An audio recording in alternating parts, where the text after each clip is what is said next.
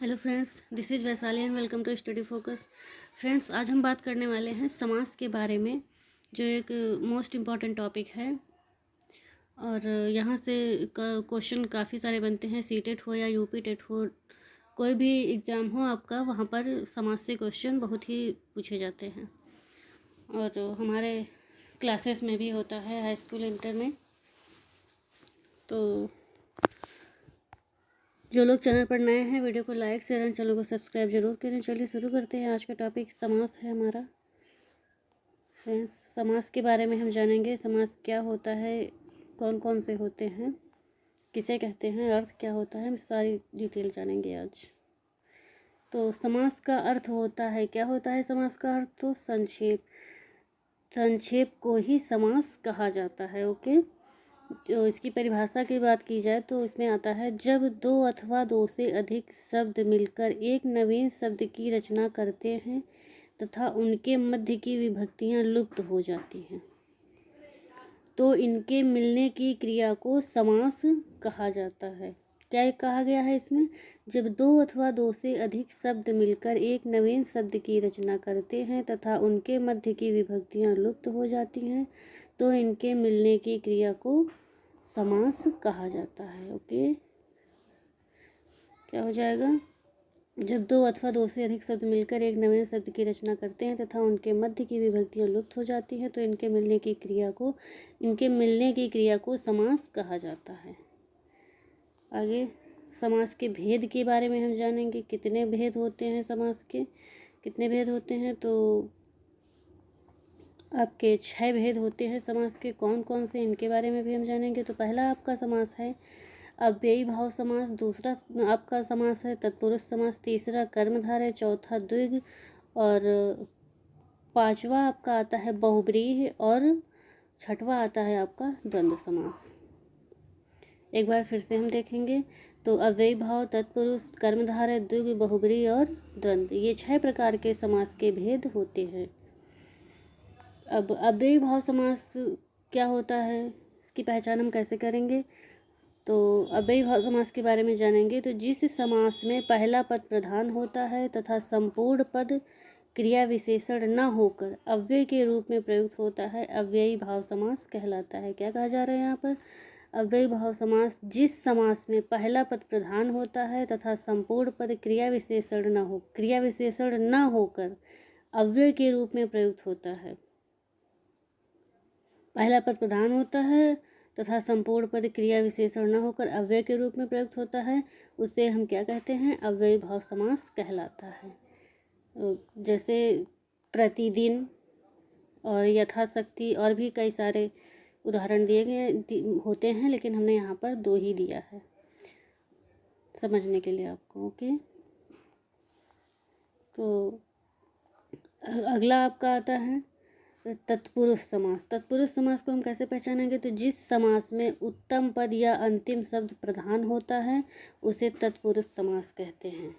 जिसमें उत्तम पद या अंतिम पद प्रधान होता है उसे तत्पुरुष समास कहते हैं। जिस समास में उत्तर पद या अंतिम पद प्रधान होता है उसे तत्पुरुष समास कहते हैं। जैसे राजपुत्र, राजपुरुष आदि। ओके, राजपुत्र मतलब राजा का पुत्र, राजपुरुष मतलब राज पुरुष। ओके, राजा का पुरुष। अगला आता है आपका कर्मधारय समास। कर्मधारय समास को हम कैसे पहचानेंगे? तो जिस समास में पूर्व पद विशेषण एवं उत्तर पद विशेष्य हो, जिस समास में पूर्व पद विशेषण एवं उत्तर पद विशेष्य हो उसे कर्मधारय समास कहा जाता है। इसकी इस कर्मधारय समास की परिभाषा होती है। ये उदाहरण के तौर पर हम देखेंगे, जैसे महापुरुष और महाकवि आदि। इसमें पूर्व पद विशेषण है और उत्तर पद विशेष्य है, विशेषता बता रहा है। पुरुष है, यहाँ पर पुरुष की विशेषता महापुरुष से संबोधित किया गया है। कवि है तो महाकवि, है ना। इसी तरह विशेषता बताई जा रही, पहले विशेषता बताई जा रही है महापुरुष महाकवि, तो यहाँ पर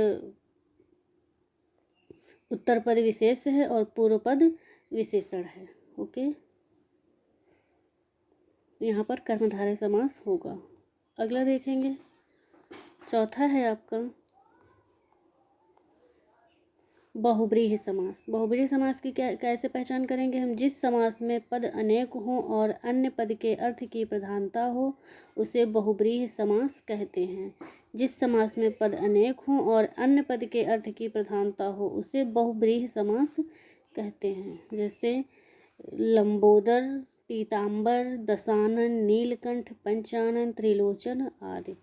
लंबोदर मीन्स लंबा है उदर जिसका, मतलब तीसरा अर्थ निकल रहा है ना इसमें, तो गणेश भगवान को बताया जा रहा है। पीताम्बर इसी तरह पीला है अंबर जिसका। 10 हैं आनंद मतलब आनंद मतलब शीश।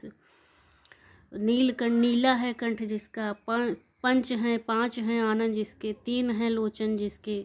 ओके, इस तरह पूछा जाए तो वहाँ पर बहुब्रीहि समास होगा।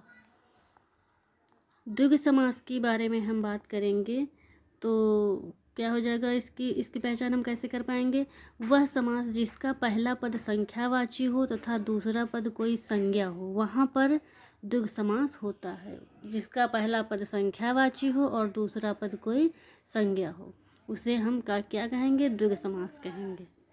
तो इसमें जैसे लिखा हुआ है त्रिभुवन है, पंचवटी है, चतुर्मुख और नवरात्र, ये 4 उदाहरण दिए हैं हमने। तो त्रिभुवन में 3 भवनों का समूह है ना। पंचवटी, यहाँ पर पंचवटी ये 5 से गिनती करी जा रही है ना। यहाँ पर चतुर्मुख 4 हैं मुख है ना। नवरात्र 9, मतलब पहला पद संख्यावाची होता है और दूसरा पद कोई संज्ञा हो तो वहाँ पर द्विगु समास होता है। आगे देखेंगे हम। ये आपका 6वां एंड लास्ट है द्वंद्व समास। द्वंद्व समास के पहचान हम कैसे करेंगे? तो जिस समास में समस्त पद प्रधान होते हैं तथा समास विग्रह करने पर चा यानी और से जुड़ते हैं उसे द्वंद्व समास कहते हैं। चा कहो या और कहो से जुड़ते हैं उसे द्वंद्व समास कहते हैं। जिसमें और का लोप होता है वहाँ पर द्वंद्व समास होता है। ओके, तो इसकी पहचान हम कैसे करेंगे? जैसे सुबह शाम, दुख सुख, माता पिता, दिन रात, तो यहाँ पर कैसे करेंगे? सुबह और शाम, दुख और सुख, माता और पिता, दिन और रात। ठीक है, यहाँ पर द्वंद्व समास होगा। चलिए फ्रेंड्स, आज बस इतना है। आई होप आप लोगों को समझ में आया होगा अच्छे से। तो जो लोग चैनल पर नए हैं वीडियो को लाइक शेयर एंड चैनल को सब्सक्राइब जरूर करें। फ्रेंड्स, तब तक मन लगाकर पढ़ते रहिए। Bye bye, take care.